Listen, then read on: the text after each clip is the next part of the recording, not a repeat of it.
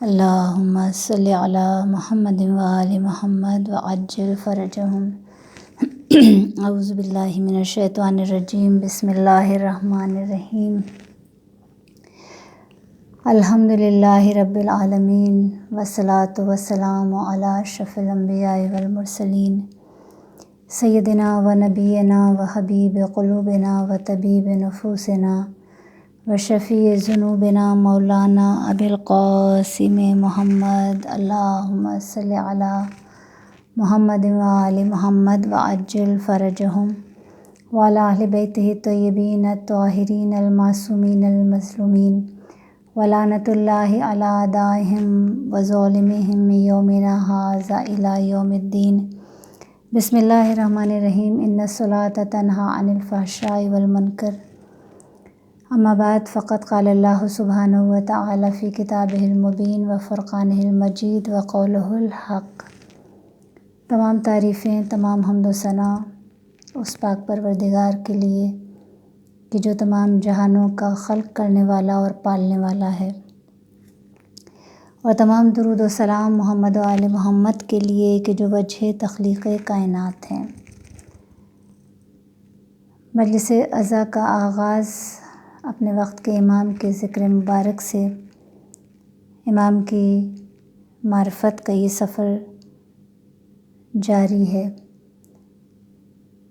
امام زمانہ علیہ السلام کے ظہور کی کچھ نشانیاں روایات کے ذریعے جو حتمی نشانیاں ہیں وہ ہم تک پہنچی ہیں۔ ویسے تو بے شمار نشانیاں بیان ہوئی ہیں، لیکن کچھ نشانیاں ایسی ہیں جو حتمی ہیں اور جو ظہور سے بہت قریب ہیں، یعنی ان میں اور امام کے ظہور میں بہت کم فاصلہ ہے۔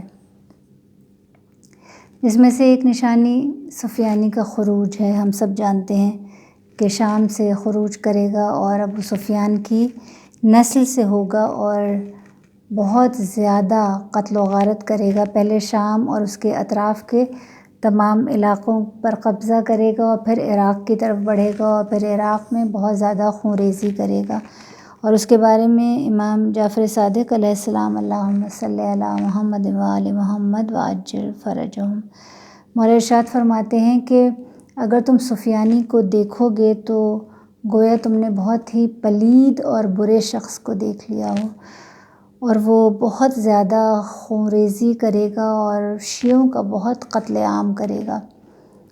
اس کے علاوہ حتمی نشانیوں میں سے ایک ہے خسف بیدا۔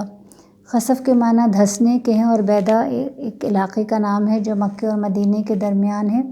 اور جب سفیانی کے لشکر کے سردار کو یہ خبر ملے گی کہ امام مہدی علیہ السلام اللہم صلی علی محمد وآل محمد وعجل فرجہم مکے کی طرف بڑھ رہے ہیں، تو وہ اپنے لشکر کو روانہ کرے گا ان پر حملہ کرنے کے لیے۔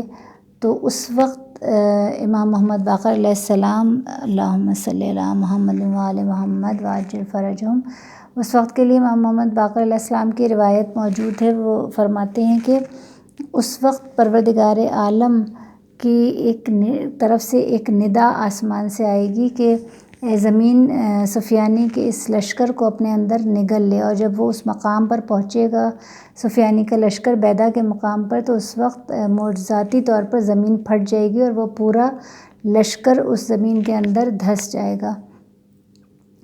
اس کے علاوہ یمنی کا قیام ہے کہ جو یمن سے ایک شخص قیام کرے گا جو بہت متقی انسان ہوگا اور انحرافات اور برائیوں کے خلاف وہ قیام کرے گا، اور اس کے بارے میں اس کی تحریک کے بارے میں کوئی بہت زیادہ حتمی نشانیوں میں سے تو ہے لیکن ڈیٹیل موجود نہیں ہے روایات میں۔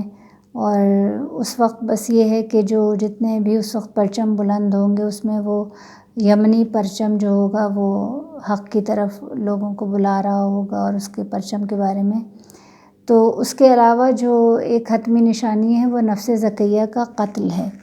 نفس زکیہ کا قتل یہ سب سے کم پیریڈ ہوگا جو 15 دن پہلے، 15 دن اور رات کا فاصلہ ہوگا امام کے ظہور میں اور نفس زکیہ کے قتل میں، کہ جو ایک پاکیزہ اور متقی انسان جس کا قتل کیا جائے گا اس وقت سعودی عرب کی سرزمین پر، اور اس وقت امام مہدی علیہ السلام ظہور کریں گے نفس زکیہ کے قتل کے بعد۔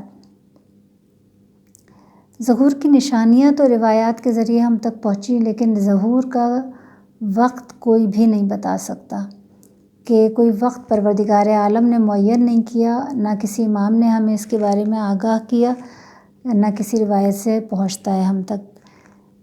اس کو مخفی رکھنے میں بھی پروردگار عالم کی حکمت پوشیدہ ہے، اس لیے کہ اگر وقت بتا دیا جاتا تو شاید امیدیں ٹوٹ جاتی، کیونکہ پھر ہمیں لگتا ہے کہ اس وقت اگر اتنا ظلم ہو رہا ہے اور ابھی امام کا ظہور بہت دور ہے، تو اس وقت انسان کو بڑی بے بسی محسوس ہوتی ہے، اور اسے لگتا ہے کہ ہم کتنی بھی کوشش کر لیں ابھی ہم اس وقت سے بہت دور ہیں، تو انسان اپنے آپ کو آمادہ نہ کرتا۔ وہ جو امام کے آنے سے پہلے استقبال کی تیاریاں کرنی ہے، یا اپنے زمین کو، راستے کو ہموار کرنا ہے مولا کے لیے، تو اس کے لیے لوگ آمادہ نہ ہوتے، اور یہ ایک خوف ہوتا دلوں میں کہ یہ جو ظلم و ستم ہو رہا ہے، یہ اسی طرح یہ ظلم و ستم ہوتا رہے گا، اور امام کا ظہور تو ابھی بہت دور ہے۔ اور جو پہلے زمانے کے لوگ ہوتے جنہیں یہ پتہ ہوتا کہ ابھی تو بہت عرصے کے بعد ظہور ہونا ہے، تو وہ تو بالکل یہ سوچ لیتے کہ ہم تو اس وقت ہوں گے ہی نہیں، تو لہٰذا ہمارا تو کوئی فرض ہے ہی نہیں، کوئی ذمہ داری ہے نہیں جو ہم اس وقت میں ادا کریں۔ امام کا ظہور تو کسی کو نہیں پتہ، لیکن اور یہ ہے کہ امام غیبت میں ہے، ہماری آنکھوں سے اوجھل ہے، لیکن ہر انسان چاہتا ہے کہ ہم امام کی، اپنے وقت کے امام کی زیارت کر لیں، چاہے خواب میں کر لیں چاہے حقیقت میں کر لیں، تاکہ ہمارے یقین میں اور زیادہ اضافہ ہو جائے۔ اور اس کے لیے بہت سارے وظائف موجود ہیں جو لوگ کرتے ہیں، جس طرح ظہور میں تعجیل کے لیے دعائیں ہیں، بتائی گئی ہیں۔ سورہ مومنون کثرت سے تلاوت کرنے کی تاکید ہے، زیارت جامع کبیرہ کو بہت تاکید ہے کہ اسے پڑھا جائے، تو ظہور میں تعجیل کے لیے اس کی تاکید ہے۔ لیکن اسی طرح امام کی زیارت کے لیے بھی جو وظائف ہیں، جیسے زیارت عاشوراء کا پڑھنا ہے، زیارت اربعین کا 40 جمعوں تک کسی مسجد میں جا کر وہ پڑھنا، اور تو اس کے بارے میں جو وظائف بیان کیے گئے، تو ہمیں یہ واقعہ ملتا ہے تاریخ میں جو ممبر سے بار بار اس لیے بیان کیا جاتا ہے تاکہ ہمارے ایمان میں تازگی پیدا ہو، ہمارے یقین میں اضافہ ہو۔ تو یہ واقعہ جو آیت اللہ سیستانی کے والد کا واقعہ، آیت اللہ باقر سیستانی، کہ جنہوں نے 40 جمعوں تک زیارت عاشوراء کا وہ عمل انجام دیا تھا، اور مسلسل شب جمعہ کو وہ جا کر مسجد میں زیارت عاشوراء کا یہ وظیفہ کرتے تھے کہ انہیں اپنے وقت کے امام کی زیارت ہو جائے۔ لیکن وہ کہتے ہیں کہ مطلب 48واں 47واں یا 37واں جمعہ تھا یا 38واں جمعہ تھا، تو وہ کہتے ہیں کہ اس وقت میں نماز پڑھ رہا تھا مسجد میں، اور میں نے وہ نماز کے بعد وہ وظیفہ اپنا مکمل کیا، زیارت عاشوراء کا وہ پڑھ چکا، تو مجھے ایسا لگا کہ ایک نور ساطع ہو رہا ہے وہاں۔ تو کہتے ہیں کہ جب میں نے محسوس کیا تو میں اس کی تلاش میں گیا کہ یہ نور کا مصدر کہاں ہے، کہاں سے یہ نور آ رہا ہے۔ تو کہتے ہیں جب میں باہر گیا تو میں نے دیکھا کہ ایک جنازہ رکھا ہے، نماز جنازہ پڑھائی جا رہی ہے، اور امام زمانہ علیہ السلام اللہم صلی علی محمد وآل محمد وعجل فرجہم وہاں اس جنازے میں موجود ہیں۔ تو کہتے ہیں کہ میں بڑا حیران ہوا، اور میں امام کی خدمت میں گیا، تو امام زمانہ علیہ السلام نے جب انہیں دیکھا تو ان سے کہا کہ تمہیں اتنے لمبے لمبے یہ وظائف کرنے کی، یہ چلے کاٹنے کی، ان چیزوں کی ضرورت نہیں ہے، ہم خود تمہاری زیارت کے لیے آ جائیں گے، اپنے اعمال کو اس مومنہ کے اعمال کے جیسا بنا لو، ہم مشتاق ہوں گے تمہاری زیارت کے۔ تو وہ حیران ہو کے پوچھتے ہیں کہ کس کا جنازہ ہے، اس مومنہ کا ایسا کیا عمل تھا؟ تو وہ فرماتے ہیں کہ جس وقت حجاب پر پابندی تھی نا، شاہ ایران کے باپ نے جب پابندی لگائی تھی کہ حجاب میں کوئی عورت گھر سے باہر نہیں نکلے گی. تو کہتے ہیں کہ اس عورت نے 7 سال تک گھر سے باہر قدم نہیں رکھا کہ میں اپنے پردے کی حفاظت کروں گی، حتیٰ کہ کسی ضروری کام سے بھی باہر نہیں نکلی. کہا جب عمل ایسا ہو جائے گا تو پھر تمہیں کسی وظیفے کی ضرورت نہیں ہے، ہم خود چل کر تمہاری ملاقات کے لیے آئیں گے، ہم خود تمہاری زیارت کے لیے آئیں گے.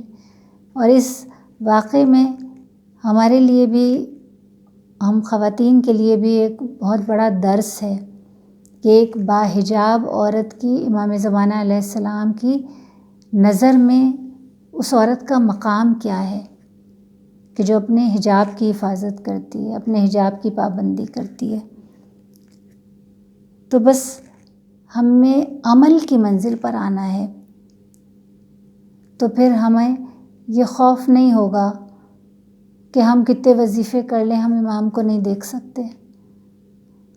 یقیناً وظائف اپنی جگہ ہیں، ان کا اجر و ثواب بھی اپنی جگہ ہے، اور امام اس کے ذریعے بہت سارے لوگوں نے ملاقات بھی کی ہے، اور بے شمار کتابیں لکھی گئی ہیں ملاقات امام زمانہ علیہ السلام کے حوالے سے. لیکن اس کے باوجود جب امام اپنی زبان سے کہہ رہے ہیں کہ اپنے عمل کو بہتر بنا لو، اپنے کردار کو بہتر بنا لو، ہم مشتاق ہو جائیں گے. تو پھر یقیناً ہمیں سوچنا ہوگا کہ ہم اب عمل کی منزل پر آ جائیں، اب غفلت کی زندگی کو چھوڑ دیں.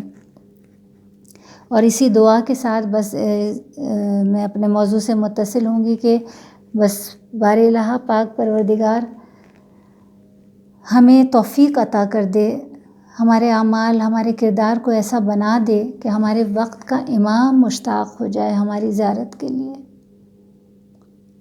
ہماری آنکھیں اس قابل ہو جائیں کہ ہم اپنے وقت کے امام کی زیارت کر سکیں. اور خلوص نیت کے ساتھ اس دعا کی قبولیت کے لیے ایک درود پڑھیے گا کہ پروردگار عالم ہمیں امام کا سچا خدمت گزار بنا دے، اور ہمیں، ہمارے آباء و اجداد کو، ہماری اولاد، ہماری نسلوں کو امام کے سچے ناصرین میں شامل فرما دے. اللہم صلی علی محمد و آل محمد وعجل فرجہم. نماز کی اہمیت کے حوالے سے جو گفتگو جاری ہے، کہ جیسے میں نے کل بھی عرض کیا کہ نماز روحانیت کو بلند کرتی ہے. اگر صحیح خضوع و خشوع کے ساتھ اول وقت میں ادا کی جائے تو ہمیں روحانیت کے بہت بلند مقام تک لے جاتی ہے، کہ جس کے لیے کہا گیا ہے کہ نماز مومن کی معراج ہے. تو صحیح معنی میں اس وقت معراج ہے کہ جب وہ اس قبولیت کے درجے تک پہنچ جائے. نماز ہماری روحانیت کو بلند کرتی ہے. دیکھیں، مثال اگر آپ کے سامنے پیش کروں کہ بڑی سادہ سی مثال ہے کہ اگر ہمیں کوئی حاکم وقت، آسان لفظوں میں کہ پریزیڈنٹ یا پرائم منسٹر یا ایون MNA یا MPA بھی، اگر ہمیں ان سے ملاقات کے لیے وقت مل جائے، اپوائنٹمنٹ مل جائے، اور ہمیں اپنا کوئی مسئلہ ان کے پاس لے کر جانا ہو، تو ہم خود کو کتنا ایلیویٹڈ فیل کریں گے، ہم کتنی تیاری کریں گے کہ ہم بات کس طرح کریں، ہم کیسا لباس پہن کر جائیں. تو وہ جو حاکم وقت ہے، پرائم منسٹر یا پریزیڈنٹ یا MNA یا MPA، اس کی کیا حیثیت ہے، اس کی کیا اوقات ہے اس کے سامنے کہ جو رب العالمین ہے. عالم سمجھتی ہیں نا کہ ہم یہ اس دنیا کی، اس کی کائنات کی بات نہیں ہو رہی، کہ ایک پلینٹ اس عالم میں سے زمین ہے جس پر ہم رہتے ہیں. اس کی کیا حیثیت ہے کہ اس پلینٹ پہ بھی 3 حصے پانی ہے اور 1 حصہ خشکی ہے. اس رب العالمین کے سامنے ہماری اوقات کیا ہے، ہماری حیثیت کیا ہے کہ اس پہ جو 3 حصہ پانی اور 1 حصہ خشکی ہے جس پر ہم رہتے ہیں، اس پر کتنے کنٹریز، کتنے ملک ہیں، اور ان ملکوں میں کتنے شہر ہیں، اور ان شہروں میں کتنے علاقے ہیں، اور ان علاقوں میں کہیں اتنے سارے گھروں میں ہمارا ایک گھر ہے، اور اس گھر کی کیا حیثیت ہوگی، ایک نقطے کے برابر بھی نہیں اس عالم کے سامنے۔ اور ہم کس کے سامنے ہمیں کھڑا ہونا ہے؟ کون ہمیں بلا رہا ہے؟ رب العالمین۔ کس سے ملنے کے لیے جانا ہوتا ہے؟ جب ہم نماز ادا کرتے ہیں رب العالمین، اور اس کے لیے ہمیں جد و جہد بھی نہیں کرنی کہ ہمیں اس سے وقت مانگنا پڑتا ہے، ہمیں اس سے اپوائنٹمنٹ لینا پڑے۔ وقت بھی وہ خود دیتا ہے، انوائٹ بھی وہ خود کرتا ہے، ریمائنڈ بھی وہ خود کراتا ہے۔ دن میں 5 مرتبہ ہمیں انوائٹ کر رہا ہے، ریمائنڈ کرا رہا ہے، حی علی الصلاۃ، حی علی الفلاح، حی علی خیر العمل، اور ہم اس کی آواز کو نظر انداز کر دیتے ہیں۔ اس دنیا کے ایک حاکم کے لیے تو ہم اتنے ایکسائٹڈ ہو جائیں کہ ہمیں اس سے ملنے کے لیے جانا ہے، اتنی ہم تیاری کریں کہ لباس منتخب کریں، اپنی گفتگو کے انداز کو بہتر بنانے کے لیے ہم پریکٹس کر رہے ہوتے ہیں کہ ہم ان سے جا کر بات کیسے کریں گے، ہم سے کوئی غلط بات نہ ہمارے منہ سے نکل جائے۔ اور وہ رب العالمین جب ہمیں آواز دیتا ہے تو اول تو یا تو ہم جیسے سر جھاڑ منہ پھاڑ ہم آ کر مصلی پر کھڑے ہو جاتے ہیں، کوئی اہتمام نہیں کرتے، کوئی لباس کا خیال نہیں کرتے، جبکہ مستحب اعمال میں سے ہے کہ جب نماز کے لیے اذان ہو تو اس وقت اپنے آپ کو آراستہ کرو، اپنے بچوں کو اس طرح ان کی تربیت کرو کہ انہیں تیار کرو کہ اب اللہ کے حضور میں حاضر ہونا ہے۔ خوشبو لگانا مستحب عمل ہے کہ اللہ کے حضور میں حاضر ہونا ہے، تو اس وقت ہم اس کی تیاری نہیں کرتے اور بس جلدی جلدی جلدی جلدی بس فقط ٹکرے مارتے ہیں، اور اس کے بعد ہماری نماز ختم ہو جاتی ہے۔ وہ اللہ کہہ رہا ہے مجھ سے مانگو، اور ہم جلدی جلدی نماز پڑھ کر مصلی سے اٹھ جاتے ہیں۔ وہ خود آفر کر رہا ہے کہ میں قبول کروں گا، وہ بے نیاز ہے، اور وہ کہہ رہا ہے کہ مجھ سے مانگو، میں عطا کرنے والا ہوں، تو ہم اہمیت نہیں دے رہے ہوتے۔ نماز واحد عبادت ہے جو شیطان کی ناک کو زمین پر رگڑ دیتی ہے، اسے سب سے زیادہ ذلیل و رسوا کر دیتی ہے۔ نماز کی اہمیت کے حوالے سے مولا کائنات امیر المومنین علی بن ابی طالب علیہ السلام سے اللہم صلی علی محمد و آل محمد وعجل فرجہم، جب مولا سے پوچھا گیا کہ وقت آخر آپ رسول خدا صلی اللہ علیہ وآلہ وسلم کے قریب تھے، اللہم صلی علی محمد و آل محمد وعجل فرجہم، تو اس وقت رسول کی زبان پر آخری الفاظ کیا تھے؟ تو اس وقت امیر المومنین یہ ارشاد فرماتے ہیں کہ رسول خدا کا سر میرے شانے پہ تھا، اور ان کے آخری الفاظ تھے یا علی الصلاۃ الصلاۃ، اور امیر المومنین کے بھی آخری الفاظ جو وصیت کے کر رہے ہیں اس وقت، جو اس میں سب سے پہلا جملہ آخری وقت میں جو مولا کے الفاظ ہیں جو میں نے ابتدا میں بیان کیا تھا کہ نماز دین کا ستون ہے، الصلاۃ عماد الدین، یہ حدیث مولا اس وقت ارشاد فرما رہے تھے کہ جس وقت ابن ملجم نے ضربت لگائی تھی، اور مولا اپنے اصحاب اپنی اولاد سب کو وصیت فرما رہے ہیں، تو اس وقت مولا کہہ رہے ہیں کہ نمازوں کا خیال رکھنا، نمازوں کو اول وقت میں ادا کرنا۔ تو نبی بھی دنیا سے جاتے وقت نماز کی تاکید کر رہے ہیں، اور نبی کا جانشین بھی دنیا سے جاتے وقت جس چیز کی تاکید کر رہا ہے وہ نماز ہے۔ اس کو ایک حکایت کے طور پر آپ کے سامنے بیان کروں کہ نماز کس طرح شیطان کی ناک کو زمین پر رگڑ دیتی ہے، کہ شیراز شہر کا یہ واقعہ ہے کہ اس زمانے کا کہ جب مطلب سڑکیں اچھی طرح بنی نہیں ہوتی تھیں اور ایک بستی تھی وہاں پر. تو اس کا ایک واقعہ ہے کہ ایک شخص فجر کی نماز کے لیے، کہ جیسے ہم جانتے ہیں کہ نماز باجماعت کی کتنی فضیلت ہے نماز فرادہ کے مقابلے میں، تو وہ گھر سے نکلتا ہے فجر کی نماز پڑھنے کے لیے مسجد جانے کے لیے. تو بارش ہو رہی ہے اور کیونکہ سڑکیں کچی ہیں اور بنی ہوئی نہیں ہیں صحیح، تو جگہ جگہ پانی کھڑا ہوا ہے. تو وہ جب گھر سے نکلتا ہے تو گر جاتا ہے وہ وہاں پانی میں، کیچڑ میں. تو وہ پھر اپنے گھر واپس جاتا ہے اور جا کر اپنے کپڑے تبدیل کرتا ہے، وضو کرتا ہے، پھر اس کے بعد دوبارہ پھر گھر سے نکلتا ہے اور مسجد جانے کے لیے. اور پھر جب تھوڑی دور جاتا ہے تو ایک مرتبہ پھر وہ گر جاتا ہے. تو وہ پھر اپنے گھر واپس جاتا ہے اور جا کر پھر کپڑے تبدیل کرتا ہے اور پھر باوضو ہو کر پھر وہ مسجد کے لیے آتا ہے. اب جب وہ گھر سے باہر نکلتا ہے تو دیکھتا ہے کہ ایک شخص چراغ لے کے اور چھتری لے کر کھڑا ہوا ہے اور اس کو ساتھ لے کر مسجد تک چھوڑنے جاتا ہے. جب وہ مسجد کے اندر جانے لگتا ہے تو اس شخص سے کہتا ہے کہ نماز کا وقت تو اب بالکل قریب ہے، تو آپ نماز نہیں پڑھیں گے؟ تو وہ کہتا ہے کہ میں نماز نہیں پڑھتا. تو کہتا ہے کہ آپ نماز کیوں نہیں پڑھتے؟ آپ مجھے چھوڑنے آئے ہیں مسجد تک اتنی زحمت اٹھا کے، آپ نماز کیوں نہیں پڑھتے؟ تو وہ کہتا ہے کہ کیونکہ میں شیطان ہوں، میں ابلیس ہوں. تو وہ بڑا حیران ہوتا ہے.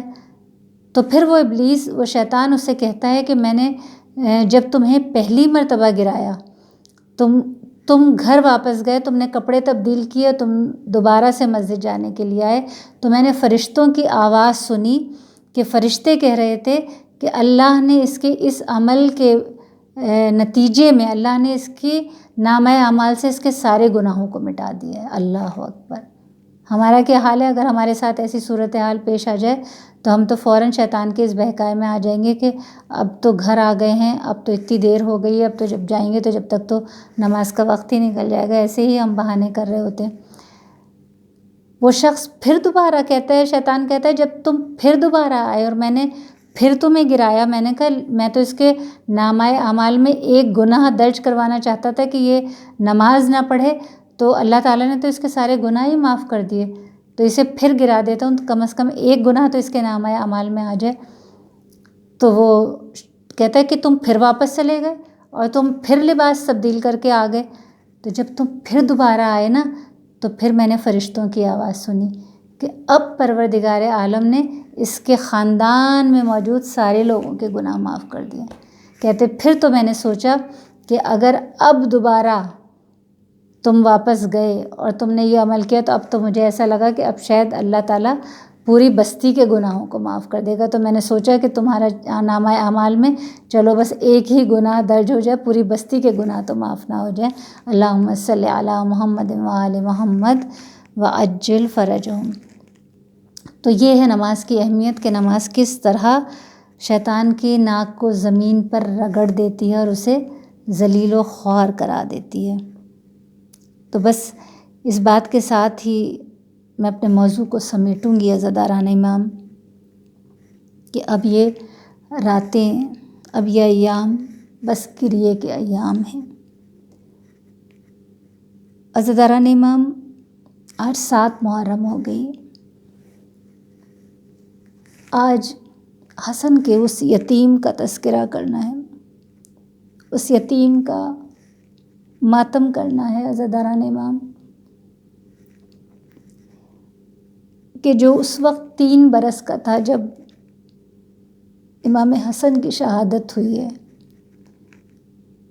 اور اس وقت امام حسن کا جب آخری وقت تھا اس وقت ان کے قریب کھڑے ہیں جناب قاسم اور رو رہے ہیں. اس وقت امام حسن نے اپنے قریب بلایا اور کہا بیٹا رو کیوں رہے ہو؟ رونے کی ضرورت نہیں ہے، حسین زندہ ہے. حسین تمہیں یتیمی کا احساس نہیں ہونے دے گا. میرا بھائی تمہیں کبھی زندگی میں کسی تکلیف، کسی مشکل کا احساس نہیں ہونے دے گا. عزاداران امام حسن کے یہ کہنے کے باوجود جناب قاسم مسلسل رو رہے تھے. ایک مرتبہ امام حسن نے اپنے قریب بلایا اور بلا کے کہا کہ تمہیں ڈر لگ رہا ہے کسی چیز سے؟ میں تمہارے بازو پر ایک تعویذ باندھ دیتا ہوں. اگر کبھی زندگی میں تمہیں کوئی مشکل پیش آئے اس وقت بس اس تعویذ کو کھولنا اور اس وقت کھول کر اسے پڑھنا. اللہ تعالیٰ تمہاری وہ مشکل حل کر دے گا. عزاداران امام حسین نے کبھی حسن کے اس یتیم کو زندگی میں کبھی کسی تکلیف سے گزرنے نہیں دیا. اپنے علی اکبر سے زیادہ قاسم کا خیال رکھا. لیکن جب کربلا کے میدان میں آئے اور قاسم نے مرنے کی اجازت مانگی عزاداران امام، اس وقت امام حسین کے لیے قاسم کو مرنے کی اجازت دینا سب سے مشکل کام تھا. ارے علی اکبر کو اجازت دینا آسان ہے، عباس کو اجازت دینا مشکل ہے، مگر حسن کے اس 13 سالہ یتیم کو اجازت دینا یہ حسین کے لیے بڑا مشکل تھا. عزاداران امام جب حسین نے اجازت نہ دی، ارے ایک مرتبہ قاسم خیمے سے باہر آ گئے اور آ کر باہر خاک پر بیٹھ گئے اور سوچ رہے تھے کہ کیا کروں کہ چچا سے اجازت مل جائے. ایک مرتبہ خیال آیا کہ بابا نے بازو پر ایک تعویذ باندھا تھا اور کہا تھا کہ جس وقت بہت زیادہ مشکل میں پڑ جاؤ اس وقت اس تعویذ کو کھولنا. بس عزاداران امام اس وقت قاسم نے سوچا کہ اس سے بڑی مشکل اور کیا ہوگی کہ میری آنکھوں کے سامنے چچا مرنے کے لیے چلے جائے اور میں دیکھتا رہوں. عزاداران امام ارے اس وقت قاسم نے اس تعویذ کو کھولا، اس پر بابا کی وصیت کو پڑھا کہ جا کر میری یہ وصیت حسین کو دے دو. ارے حسین تمہیں اجازت دے گا. بس قاسم وہ لے کر امام حسین کے پاس آئے. ارے جب بھائی کی تحریر پڑھی برداشت نہیں ہوا. ارے ایک مرتبہ بھتیجے کو گلے سے لگایا، اس قدر روئے کہ غش آ گیا. چچا بھتیجا گلے لگ کر روتے رہے. عزاداران امام قاسم کو اجازت مل گئی. ارے حسین نے گھوڑے پر خود سوار کیا. اتنا چھوٹا بچہ ہے کہ گھوڑے پہ خود سوار نہیں ہو سکتا. ارے جب مدینے سے کربلا آئے تھے محمل میں ماں کے ساتھ بیٹھ کر آئے تھے، حسین نے گود میں لے کر گھوڑے پر سوار کرایا. ارے قاسم کے جسم پر فقط ایک کرتا ہے.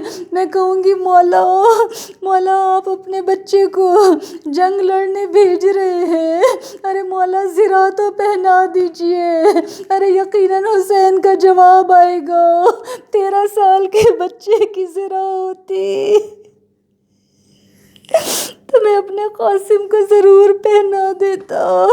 عزاداران امام ارے حسین نے قاسم کے کرتے کے بٹن کو کھول دیا، گریبان کو چاک کر دیا. ہم اپنے بچوں کو جب کرتا پہناتے ہیں ہم بٹن بند کرتے ہیں.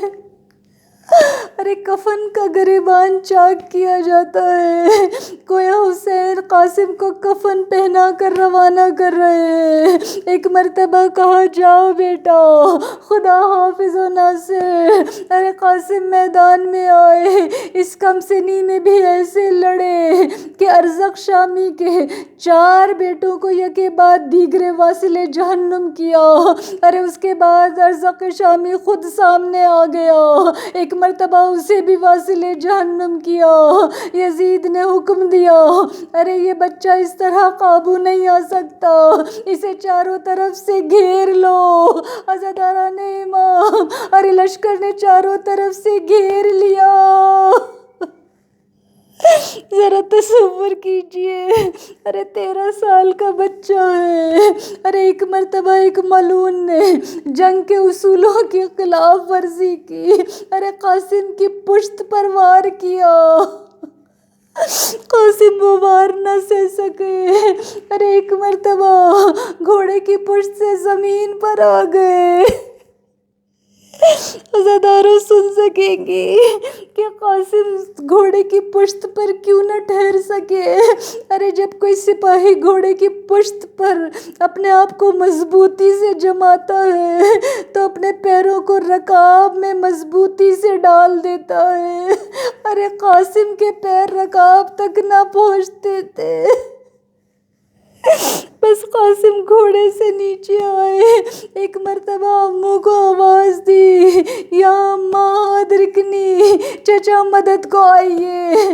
ارے حسین آگے بڑھے غضب کے عالم میں کہ دشمن نے پشت سے وار کیا تھا. ایک مرتبہ چاہتے تھے کہ قاسم کے قاتل کو قتل کر دے. عزاداران امام، ارے حسین نے جیسے ہی وار کرنا چاہا، اس ملعون نے ہاتھ بلند کیا. حسین نے ہاتھ پر وار کیا، ہاتھ کٹ کے زمین پر گرا. ارے ایک مرتبہ اس نے اپنے لشکر کو آواز دی، مجھے حسین سے بچا لو. ارے وہ لشکر پلٹ کر آیا. آپ تصور کیجئے جب لشکر پلٹ کر آتا ہے، ارے ادھر کے گھوڑے ادھر کے گھوڑے ادھر کے سپاہی ادھر جاتے ہیں، ادھر کے ادھر آتے ہیں. ارے حسین لڑ رہے ہیں اور ایک معصوم سی آواز حسین کے کانوں میں آ رہی ہے، چچا میں کچلا جاتا ہوں. ارے چچا میں روندا جاتا ہوں. ارے تصور کیجئے 13 سال کا بچہ گھوڑوں کی سموں سے پامال ہو رہا تھا. ارے ایک مرتبہ جب حسین لاشی کے قریب آئے، ارے قاسم سے کہا، بیٹا مجھے معاف کر دینا. ارے تمہاری مدد کے لیے نہ پہنچ سکا. عزاداران امام، ایک مرتبہ خیمے کی طرف منہ کیا، عباس کو آواز دی، علی اکبر کو آواز دی، ارے ایک چادر لے آؤ. علی اکبر چادر لے کر آئے. ارے حسین نے قاسم کی لاش کے ٹکڑے جمع کیے، ایک چادر میں ایک گٹھری تیار کی. ارے لا کے فروا کے سامنے رکھ دی. فروا نے سجدہ شکر ادا کیا، بارے الہ میری قربانی کو قبول کر لے. الا لعنت اللہ علی القوم الظالمین.